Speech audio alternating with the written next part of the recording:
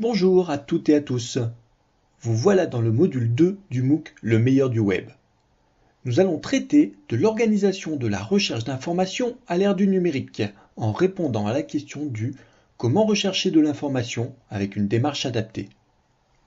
Ça y est, je suis rentré dans le 21e siècle, je suis connecté à Internet. Je surfe, je navigue, enfin, pour l'instant je rame. C'est formidable Internet, il y a tout. On ne sait pas ce qu'on y cherche et on trouve ce qu'on cherche pas.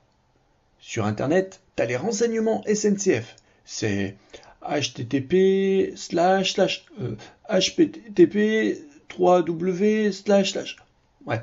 Le temps de taper l'adresse sans te gourer, t'as plus vite fait d'aller à la gare. L'extrait de ce sketch résume encore trop souvent le quotidien de milliers d'internautes. En effet, et comme le rappelle Jacques Perriot dans son livre L'accès au savoir en ligne, lorsqu'elles font une recherche sur Internet, nombreuses sont les personnes qui ont tendance entre autres à n'utiliser qu'un seul outil de recherche, et dans près de 90% des cas Google, ne rechercher qu'avec très peu de mots-clés, 2 en moyenne, se limiter à l'interface de recherche simple, et restreindre la lecture des résultats aux toutes premières suggestions. Et ceci les conduit à des résultats à la fois incertains et non probants.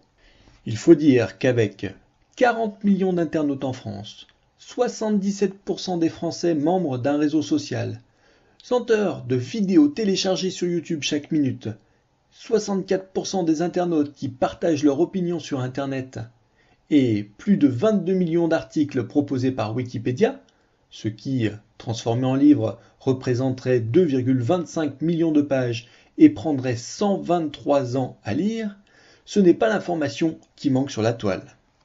Le problème est que face à cette surabondance de contenu et donc d'informations, que certains comme Frank Stassi qualifient d'infobésité, on peut facilement s'y perdre. Pour autant, les résultats que vont nous offrir les moteurs de recherche généralistes n'appartiennent qu'à la partie visible de l'iceberg et sont donc loin de pouvoir balayer la totalité du web. En effet, de nombreuses informations sont inaccessibles. Ce sont celles qui constituent le web invisible ou web profond et représentent la partie immergée du web. Le volume de celui-ci serait même d'ailleurs très nettement supérieur à celui du web visible. Enfin, et comme vous avez pu le voir dans le MOOC Données et services numériques dans le nuage et ailleurs, l'enrichissement du web est à la portée de tous. En effet, n'importe qui peut publier n'importe quoi sur le web.